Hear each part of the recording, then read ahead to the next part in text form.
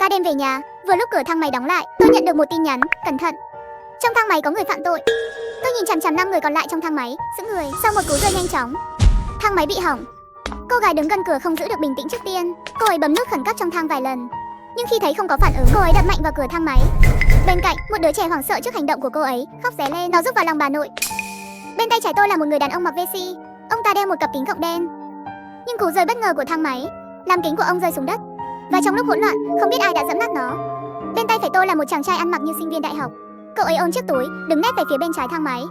Đầu gối co lại, lưng cong, trốn vào góc, không dám nhúc nhích. Tôi nhớ màn hình hiển thị trong thang máy vừa rồi cho thấy tầng 30. Sau đó đèn trong thang máy nhấp nháy 2 lần, và thang máy bất ngờ lao xuống với tốc độ cao. Tốc độ đó còn nhanh hơn cả trò chơi rơi tự do. Không ai kịp phản ứng. Tất cả bị cú sốc hất ngã xuống sàn. Đèn chiếu sáng trong thang máy tắt hẳn, chỉ còn ánh sáng yếu ớt từ đèn khẩn cấp ở phía trong. Ánh sáng ấy mờ nhạt và lạnh lẽo. Các bạn có tín hiệu điện thoại không? Mau báo cảnh sát đi. Chàng sinh viên lấy lại bình tĩnh và nói, khiến mọi người khác nhớ ra. Họ lấy điện thoại ra gọi cứu trợ. Còn tôi thì nhìn chằm chằm vào tin nhắn cuối cùng trên điện thoại. Tôi chìm vào suy nghĩ. Cẩn thận, trong thang máy có người phạm tội. Chỉ vài chữ đơn giản nhưng đủ khiến ai cũng cảm thấy rùng mình. Tin nhắn được gửi từ một số lạ. Nó đến đúng lúc tôi vừa bước vào thang máy. Nhưng bây giờ, điện thoại của chúng tôi đều không có tín hiệu. Không thể nhắn lại hỏi người kia tin nhắn nghĩa là gì. Tôi lặng lẽ tắt tin nhắn đi, rồi âm thầm quan sát mọi người. Trong thang máy có tổng cộng 6 người. Cô gái ăn mặc thời thượng tên là Tiểu Linh. Cô ấy là một Citogamer. Cậu bé tên Dương Dương, mới hơn 4 tuổi. Đi cùng cậu là bà Nội Triệu. Chú mặc vesti ở tầng 32, làm quản lý nhỏ ở một công ty tư nhân. Mọi người gọi chú là anh Tiền. Cậu trai bên cạnh tôi vừa tốt nghiệp đại học, đang chuẩn bị đi thực tập. Cậu ấy và anh Tiền sống cùng tầng, tên là Tiểu Đường. Còn tôi vừa chuyển vào khu này, ở tầng cao nhất. Trước đây tôi từng gặp họ, nhưng không thân. Trong này thật sự có người phạm tội sao? Dù sao đi nữa, phải ra ngoài trước đã. Điện thoại tôi không có tín hiệu, còn các bạn thì sao? Những người khác lặng lẽ nhìn điện thoại, khuôn mặt ánh lên sự mơ hồ. Nhưng tôi biết, họ cũng nhận được tin nhắn đó. Cái gì thế này? Người phạm tội ư? Đây là show thực tế chọn ngẫu nhiên người đi đường sao? Quá vô lý rồi. Để tôi tìm xem có máy quay dấu đâu đây không. Anh Tiền, người bị hỏng kính, phải để điện thoại rất gần mắt mới nhìn được. Ánh mắt hoang mang của anh ta bỗng tập trung, khuôn mặt thoáng hiện sự hoảng sợ. Các người là người phạm tội. Bà Nội Triệu liếc mắt nhìn anh ta. Sáng nay tôi thịt cá nấu canh đầu cá. Tôi là người ăn cá, chứ không phải người phạm tội. Tiểu Đường tắt bật điện thoại liên tục rồi nói, điện thoại các bạn có tín hiệu không? Tôi không có. Tôi cũng không. Nút khẩn cấp bấm rồi cũng không phản hồi. Chuyện gì vậy? Tôi không biết nữa. Sáng nay trong nhóm cư dân có thông báo, nói rằng đường dây camera giám sát bị cháy cần sửa, nhưng không nói gì về sửa thang máy cả. Vậy nên camera giám sát cũng không hoạt động. Không lẽ thật sự có người phạm tội? Mọi người bắt đầu tranh cãi ồn ào trong thang máy. Tiểu Đường mất kiên nhẫn bước tới cửa thang máy, muốn thử mở cửa bằng tay. Khi cậu ấy sắp kéo được một khe hở, tôi vội vàng ngăn lại. Dừng lại, cậu có biết chúng ta đang ở tầng nào không? Cậu mà cố mở cửa thang máy, nhớ đâu đang ở tầng 10. Mở cửa ra là rơi xuống dưới thì sao? Vừa rồi thang máy rơi nhanh, màn hình hiển thị chớp mấy lần rồi hỏng luôn. Giờ không biết đang ở tầng nào nữa. Tòa nhà này từ trên xuống là 35 tầng, phía dưới có 3 tầng hầm để xe. Dù ở tầng nào, mở cửa thang máy bằng tay cũng không phải ý hay. Giờ cách an toàn nhất là ở yên trong thang máy, chờ cư dân khác phát hiện thang máy hỏng. Chắc chắn họ sẽ báo cảnh sát. Tiểu Linh bước đến gần cửa thang máy. Cô ấy tháo giày cao gót ra, dùng mũi giày gõ từng cái lên cửa. Tôi áp tai lên cửa, lắng nghe kỹ. Nghe này, có tiếng vang, nhưng âm thanh khá rỗng, nên thang máy cách mặt đất ít nhất là 7-8 tầng. Không tin thì cứ mở cửa mà thử. Nghe tôi nói vậy, cậu ta mím môi, không nói gì thêm. Lúc này, Dương Dương bất ngờ chỉ ra sau lưng Tiểu Đường một vệt chất lỏng tối màu. Cậu bé cười khúc khích. Bà ơi, có kem đây. Kem tan rồi, biến thành nước luôn. Mọi người theo hướng tay chỉ của cậu bé, nhìn vào chiếc túi Tiểu Đường đang cầm. Từ bên trong túi, từng giọt chất lỏng màu đỏ sẫm nhỏ xuống, tụ thành một vũng trên sàn. Cùng lúc đó, một mùi tanh nồng lặng lẽ lan tỏa khắp thang máy. Mùi này trộn lẫn với hương nước hoa của Tiểu Linh, khiến tôi buồn nôn. Không khí trở nên kỳ quái. Tiểu Linh hít sâu một hơi lạnh. Mọi người chăm chú nhìn vào vũng chất lỏng màu đỏ đó, không ai nói một lời. Ngay lúc đó, trong đầu tôi bất chợt hiện lên dòng tin nhắn. Trong thang máy có kẻ phạm tội. Bà Triệu lập tức kéo Dương Dương lại gần mình. Tôi cũng lùi lại một bước. Anh Tiền lấy chiếc cặp táp chắn trước mặt. Quái lạ, trong túi cậu có gì thế? Sao lại chảy nhiều máu thế này? Chất lỏng đỏ sẫm trong túi cùng với mùi tanh nồng khiến người ta không khỏi suy diễn lung tung. Nhưng các cậu hiểu lầm rồi. Trong túi là miếng bít tết tôi vừa mua, mắc kẹt trong thang máy chưa về kịp, để trong tủ lạnh lâu quá, tự dã đâu nên mới chảy ra như thế. Thật đấy. Không tin thì mở ra xem đi. Cậu không dám, nhát gan quá. Ai dám giấu người trong túi chứ? Với lại túi đó chứa được gì chứ?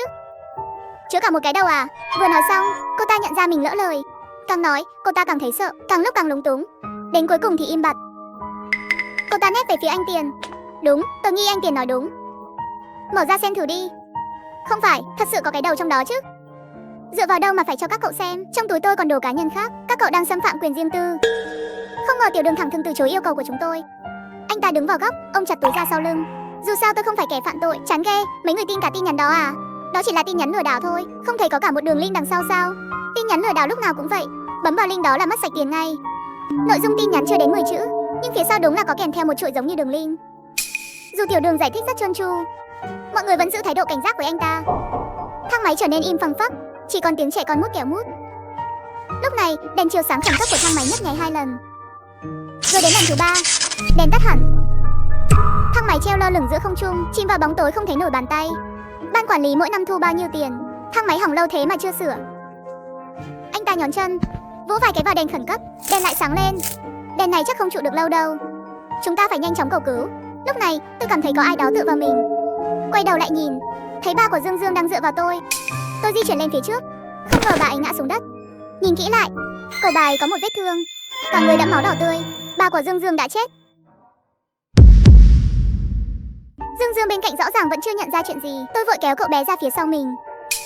Tiểu Đường đứng tại chỗ, run rẩy toàn thân. Khi đèn khẩn cấp tắt, tôi và anh ấy đều gần.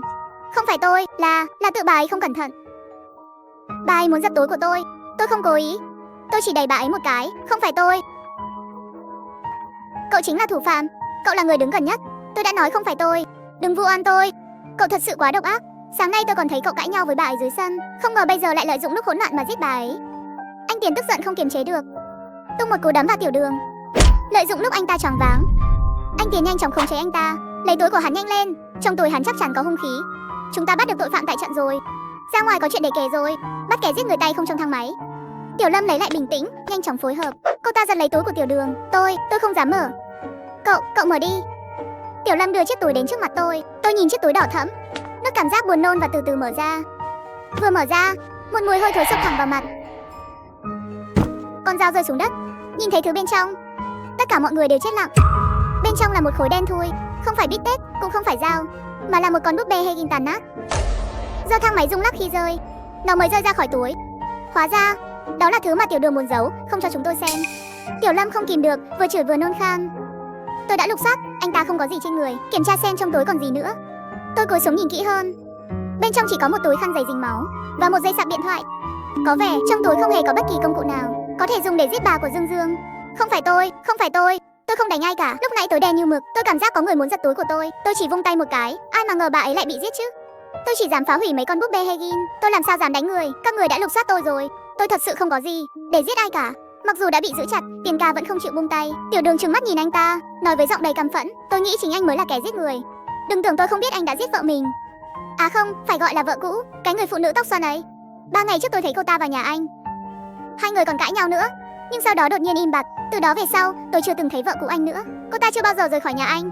Đêm hôm sau, tầm 2 đến 3 giờ sáng, tôi thấy anh lén lút kéo một chiếc vali đỏ. Tôi nghĩ trong đó chắc là thi thể của cô ấy. Tiền Ca ngớ người ra một lúc, rồi siết chặt tay hơn. Cậu đang nói nhăng cuội gì thế? Đúng là tôi và vợ cũ có cãi nhau, nhưng sau đó chúng tôi làm lành rồi. Ngày hôm sau cô ấy định đi, nhưng giữa đêm thì lên cơn sốt cao, nên ở lại nhà tôi nghỉ ngơi. Cậu không thấy cô ấy mà nói tôi giết người à? Cậu bị điên à? Tôi nói thật đấy, camera trước cửa nhà tôi đã ghi lại tất cả. Cứ đợi đấy, ra ngoài tôi sẽ giao bằng chứng cho cảnh sát. Mọi người đừng tin hắn toàn nói bậy thôi. Đưa dữ liệu ra đây, tôi sẽ trói tay hắn trước. Nếu các người tin hắn nữa, người tiếp theo bị giết sẽ là các người. Không tin thì nhìn mảnh kính vỡ dưới đất đi. Hắn bị cận thị, kính vỡ rồi mà vẫn nhìn rõ được. Chỉ có thể nói việc đeo kính là ngụy trang, và mảnh kính vỡ chính là công cụ gây án. Cậu đang nói mấy thứ vớ vẩn gì thế? Tôi chỉ bị cận 300 độ thôi, kính vỡ rồi thì tôi vẫn nhìn được chứ. Tôi chỉ cận, đâu có mù. Bị kích động, Tiền Ca giận dữ, đấm Tiểu Đường bất tỉnh. Ngay lúc đó, một mảnh kính đỏ rơi ra từ túi áo của anh ta. Mọi ánh mắt ngay lập tức đổ dồn vào mảnh kính đó. Tiền Ca, chuyện này là sao? Cô ta nuốt nước bọt, giọng nói run rẩy đầy sợ hãi. Tiền Ca, mọi chuyện đều có đầu đuôi cả. Chắc chắn anh có nỗi khổ riêng. Không sao, ra ngoài rồi hãy giải thích rõ ràng với cảnh sát. Hợp tác điều tra thì sẽ không bị xử nặng đâu. Tha cho chúng tôi đi, chúng tôi ra ngoài sẽ khai rằng anh chỉ tự vệ chính đáng thôi, được chứ? Dù sao thì camera trong thang máy đã hỏng. Cứ nói bà lão đó vô tình ngã vào mảnh kính mà chết. Nói xong, cô ta huých khử tay vào tôi. Tôi liền gật đầu phối hợp nói, tôi nghĩ Tiền Ca không phải hung thủ. Nếu anh ấy là hung thủ thì vừa nay đã có thể giết chết Tiểu Đường ngay rồi. Nhưng anh ấy không làm thế. Chúng ta không thể chỉ dựa vào lời nói của Tiểu Đường mà kết luận rằng Tiền Ca là kẻ giết người. Nghe tôi nói vậy, Tiền Ca thở phào nhẹ nhõm. Cuối cùng cũng có người sáng suốt. Làm sao mà tôi lại là hung thủ được chứ? Mảnh kính này rõ ràng là thằng nhóc kia thừa lúc tôi không chú ý lén bỏ vào túi tôi. Tiền ca cúi xuống nhặt hết mảnh kính trên sàn. Anh ta đổ tất cả vào ba lô của Tiểu Đường, sau đó xoay tay ra. Đấy, giờ tay tôi không còn gì nữa rồi. Như thế này thì các người yên tâm chưa? Nhân lúc nó bất tỉnh, chúng ta mau trói lại đi. Ai qua giúp tôi một tay, đưa dây sạc của hắn đây. Như thế, khi tỉnh lại cũng không gây nguy hiểm gì. Mọi người đừng tin hắn, tên này đang dạy dụa, muốn kéo người khác xuống nước. Không ngờ tin nhắn đó lại là thật. Thang máy này đúng là có kẻ giết người. Thằng nhóc này giết gà con, chắc chắn cũng giết người. Tiểu Lâm cầm lấy dây sạc, vừa đưa qua. Đèn trong thang máy lại nhấp nháy 2 lần, rồi tắt hẳn. Thang máy lại chìm vào bóng tối. Đúng là xui xẻo. Lời than phiền của Tiền ca nghẹn lại trong cổ họng. Một âm thanh kỳ quái và ghê rợn vang lên. Đầu bên kia thang máy im lặng hẳn. Mùi hôi nồng nặc trở nên dữ dội hơn. Một dự cảm chẳng lành dâng lên trong lòng tôi. Tôi vội móc điện thoại ra, bật đèn tin chiếu vào Tiền ca. Ánh sáng tập trung, Tiền ca nằm đó, toàn thân nhuốm đỏ. Anh ta ngã trên sàn. Âm thanh ghê rợn đó là tiếng nghẹn phát ra từ cổ họng anh ta. Cổ họng của anh bị rạch toạc, hai tay vô lực ôm lấy vết thương. Miệng anh mở ra đóng lại như muốn nói, cứu tôi. Tiểu Lâm hét lên chói tai. Cô ta có rúm lại trong góc, chỉ vào Tiểu Đường. Là hắn giết Tiền ca. Hắn chỉ giả vờ bất tỉnh. Tôi vừa thấy ngón tay hắn cử động. Khi lời vừa dứt, Tiểu Đường vốn đang nằm bất động từ từ ngồi dậy. Phải mất một lúc lâu, hắn mới đưa tay sờ sau đầu, nơi bị Tiền ca đấm trúng. Hắn lại đưa tay lau mặt, và bỗng nhiên như nhận ra điều gì. Dưới ánh sáng từ điện thoại tôi, hắn nhìn bàn tay nhuốm đỏ, rồi nhìn Tiền ca nằm bên cạnh, máu me đầm đìa. Chết tiệt! Tiểu Đường hét lên và ngất ngay tại chỗ. Mười mấy phút sau, ba người chúng tôi đứng trong mỗi góc của thang máy. Mọi người đưa mắt nhìn nhau. Dương Dương nằm cạnh bà nội, đã được tôi dỗ ngủ. Để đảm bảo an toàn, nhân lúc Tiểu Đường mất đi, tôi đã trói tay hắn lại. Bây giờ, mỗi người trong thang máy đều đáng nghi. Chuyện này rất đơn giản. Có ai đó nhân lúc hỗn loạn ra tay, nhưng kẻ đó chắc chắn không phải tôi. Tôi thề, tôi chỉ dám giết gà giết vịt, chứ không bao giờ dám hại người. Cũng không phải tôi còn sợ đến mức tè cả da quần. Hơn nữa, tôi chẳng có thù oán gì với họ. Không thể nào là tôi cũng không phải. Tôi mới chiếm được khu chung cư. Hơn nữa lúc Tiền ca bị đánh, tôi đứng xa mà. Mọi người đông loạt hướng ánh mắt về phía Dương Dương đang ngủ say. Cây kéo mút ăn giờ bị cậu bé vứt qua một bên. Dương Dương dường như vẫn chưa nhận ra mình sẽ không bao giờ gặp lại bà nội nữa. Nếu ai cũng phủ nhận mình là hung thủ, cách tốt nhất là trói tất cả lại. 4 người mỗi người đứng một góc chờ cứu hộ. Tiểu Đường đã bị tôi trói chặt. Tôi và Tiểu Lâm quyết định trói lẫn nhau. Khi đang tìm dây thừng, tôi mở cặp tài liệu mà Tiền ca mang theo.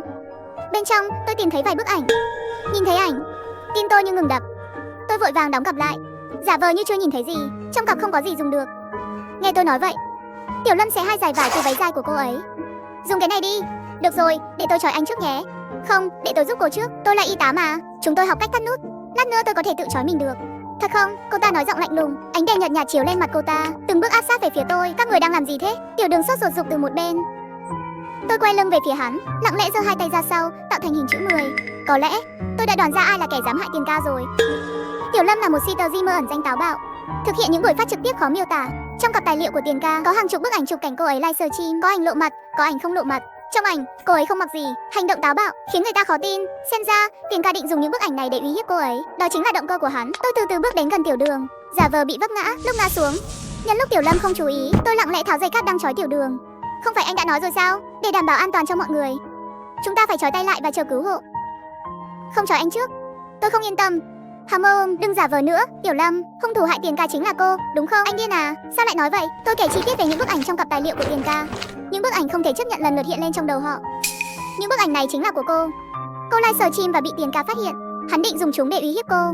Chẳng trách lúc này tôi ngửi thấy mùi nước hoa từ Tiền ca đến một người đàn ông. Hóa ra là mùi nước hoa của cô. Nói nhảm. Đúng là tôi là Citazime BB đen, nhưng sao nào? Chỉ vài tấm ảnh lộ mặt mà đã có thể uy hiếp tôi à? Hừ, tôi có thể nói đó là ảnh giả do hắn ghép mà. Không cần thiết phải giết người để dính dáng đến một bác sĩ như hắn. Ồ, tôi hiểu rồi. Là anh cố ý, đúng không? Tôi nhớ anh là bác sĩ, hoặc ít nhất cũng là y tá mà. Tìm tĩnh mạch hay giết người, anh chắc chắn rất giỏi. Tôi vừa định phản bác, thang máy đột nhiên lắc nhẹ sau khoảng thời gian dài đứng yên. Cùng lúc đó, trong không gian trống trải của thang máy, tiếng xích va vào tường vang lên. Tiểu Lâm lập tức cảnh giác. Tôi cũng ngẩng đầu lên, ngạc nhiên vì có người ở trên thang máy. Chưa kịp phản ứng, một cảm giác trọng lực mất kiểm soát ập đến. Thang máy lại rơi mạnh xuống. May mắn là thang máy không tiếp tục rơi xuống đất. Khi thang máy dừng lại, mọi thứ trước mắt vẫn tối đen. Tiểu Đường, Tiểu Dương, Tiểu Lâm, các cậu ổn chứ? Cũng ổn, chỉ là tôi sắp tè ra quần rồi. Tôi không sao. Tôi sợ quá. Chúng tôi không còn nghe thấy tiếng của Tiểu Lâm nữa. Tiểu Đường tìm được điện thoại và bật đèn tin. Thấy Tiểu Lâm nằm bất động dưới đất, cậu ta mở to mắt, định la hét. Tiểu Đường nhìn theo ánh mắt tôi, nhìn lên đỉnh thang máy. Tiếng ồn vẫn vang vọng trong không gian thang máy, ngày càng gần hơn, giống như có ai đó đang bò ngược từ trên xuống. Tiểu Đường đứng sững người. Tôi nhìn kỹ Tiểu Lâm nằm dưới đất. Mắt trái của cô ấy bị một cây gậy đâm xuyên vào sọ. Không thấy vết thương đâu. Sao lại đột ngột chết như vậy? Có người ở trên thang máy, chính hắn là người đã giết cô ấy. Lúc này, Tiểu Đường đã hoàn toàn sụp đổ tinh thần, không còn tâm trí để phân biệt nữa. Mỗi khi bóng tối buông xuống, hắn sẽ xuất hiện. Tiếp theo sẽ là chúng ta phải thoát ra ngoài. Điện thoại gần hết pin rồi, nếu mất ánh sáng và rơi vào bóng tối, cái thứ đó sẽ đến và làm chúng ta sợ. Tôi quét mắt nhìn về phía cửa thang máy, ước lượng vị trí của chúng ta cách tầng 7-8 không xa. Sau khi thang máy rơi mạnh như vậy, bây giờ chỉ còn cách 1-2 tầng nữa thôi. Nếu may mắn, chỉ cách 1 mét là chúng ta sẽ tới đáy thang máy. Ban đầu, Tiểu Đường đã muốn phá cửa, chỉ là tôi đã ngăn cậu ấy lại. Nghe tôi nói như vậy, cậu ấy vui mừng đi đến cửa thang máy, nhét móng tay vào khe cửa, cố gắng mở rộng ra. Một làn gió lạnh lẽo từ ngoài thổi vào, cửa thang máy bị cậu ấy mở ra một khe hở vừa đủ cho một người có thể chui ra. Cậu yên tâm, tôi nhất định sẽ tìm người đến cứu các cậu. Nhưng chuyện về Hakimi, cậu phải giữ bí mật cho tôi đấy. Tôi gật đầu. Thực ra tôi biết nếu cậu ấy ra ngoài, sẽ không quay lại cứu tôi đâu. Trong bóng tối, trên mặt cậu ấy không giấu được sự phấn khích. Có vẻ như cậu ấy thích nhìn người hơn là những con vật ban sinh trước khi chết. Cậu ấy muốn nhìn cảnh con người bị giết. Khi Tiểu Đường chuẩn bị bước ra khỏi thang máy, Tiểu Dương đột nhiên nói, cậu nhìn kìa, ở ngoài có rất nhiều Hakimi. Còn có bà ngoại và ông chú đeo kính nữa. Vì sao họ lại đứng bên ngoài nhìn chúng ta vậy? Tiểu Đường hoảng sợ hét lên. Một con chó săn rơi vào bóng tối và không còn tiếng động. Tôi bước đến cửa thang máy và nhìn xuống, rồi thả chai nước hoa mạn đà la xuống dưới. Trong thang máy này không chỉ có mùi nước hoa của Tiểu Lâm mà còn có của tôi nữa. Cuối cùng, tôi và Tiểu Dương được cứu ra khỏi thang máy bởi lính cứu hỏa. Tôi ôm Tiểu Dương, thì thầm vào tai cậu ấy một câu, hợp tác vui vẻ. Chú Dương. Ha ha ha ha.